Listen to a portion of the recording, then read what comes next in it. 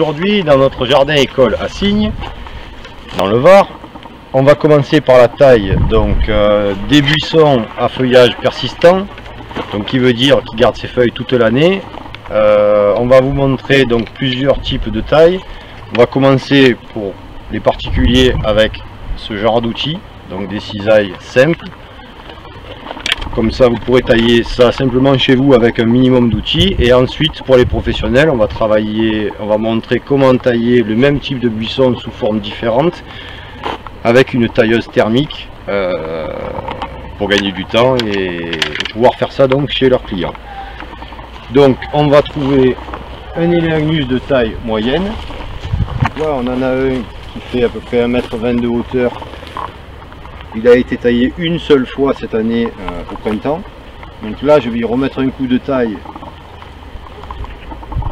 Il est sphérique avec un dessus plat, donc c'est le même type de végétaux qu'on va tailler. Donc on peut le maintenir de cette taille là. Nous on va tailler celui-là, c'est exactement le même en version boule de 1 m à 1,20 m de hauteur, en sachant qu'on peut maintenir ce type de végétal donc sous cette forme là, aussi bien sous cette forme là en plus grand sphérique avec un dessous plat ou arrondi, et ensuite on peut travailler le même type de buisson en haie, donc 2 m, 2,50 m de hauteur. Donc celui-là c'est de l'Eleagnus, donc il a un feuillage persistant. On peut le tailler sous n'importe quelle forme, il suffit de choisir la place qu'on lui laisse dans notre jardin. Donc on va commencer donc avec la cisaille. Allez, on prend. Donc quand on commence la taille d'une boule ou de n'importe quelle forme, on commence par la couronne du bas, parce que d'une certaine façon, si on commence par le haut, tout ce qui tombe retombe sur le végétal et vous voyez pas comment vous taillez.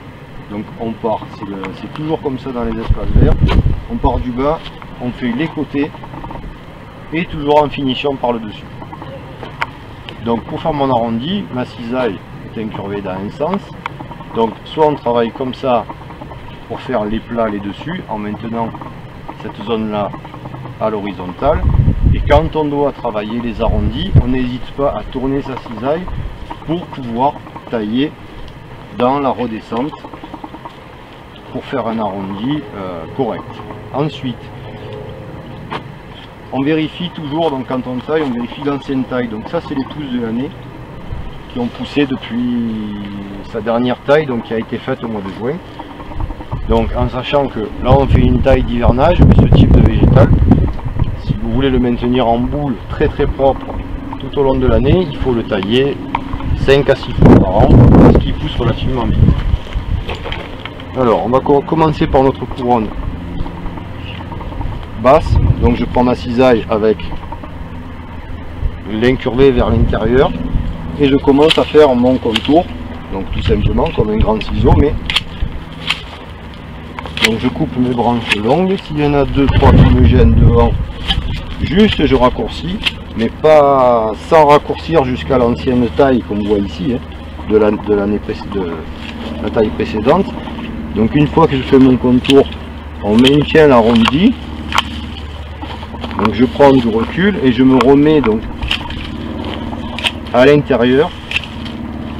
Vous voyez, l'ancienne taille est ici et la nouvelle pousse c'est celle-là, donc on la prend. Donc si vous voyez bien sur ma cisaille, c'est cranté ici, ce qui veut dire que le côté cranté, c'est quand on arrive sur du végétal qui est un peu plus épais et qui est plus difficile à couper, avec la partie crantée vous sert à le couper plus facilement. Ça vous évite de changer d'outil. Donc on taille dans l'arrondi. Donc une fois qu'on a fait une surface arrondie, donc là je tourne ma cisaille pour faire ma zone ici qui sera mon arrondi. On va dire la boule on la sépare en 3 parties. Une partie en bas où on va travailler avec au départ notre cisaille comme ça, en faisant notre contour. La zone du milieu en travaillant comme ça, en remontant. Et après, donc on peut éventuellement après la prendre comme ça. Et là on remonte sur notre boule.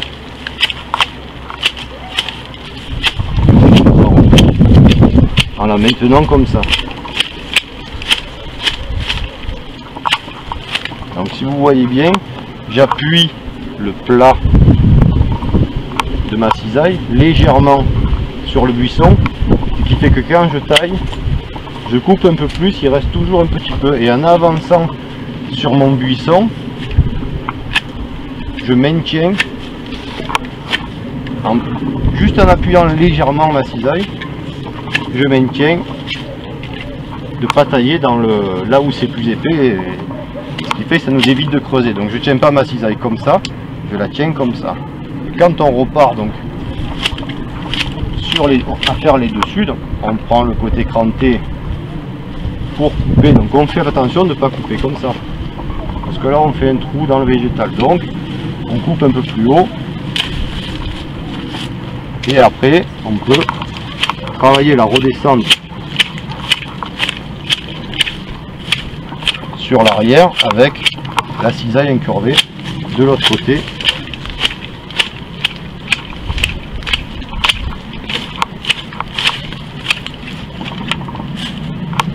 Là je tourne.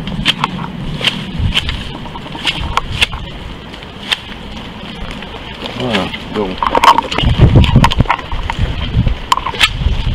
j'enlève juste les grosses histoire de voir mieux mon buisson. Et après donc je repars sur mon contour avec ma cisaille vers le bas.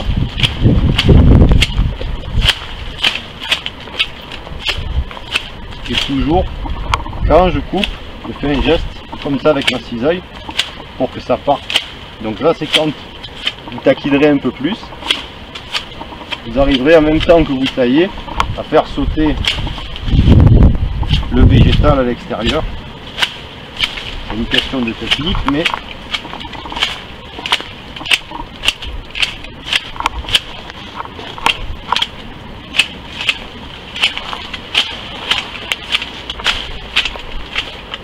donc bien sûr on n'oublie pas de faire le tour complet. Ouais. Il y en a toujours qui dépassent.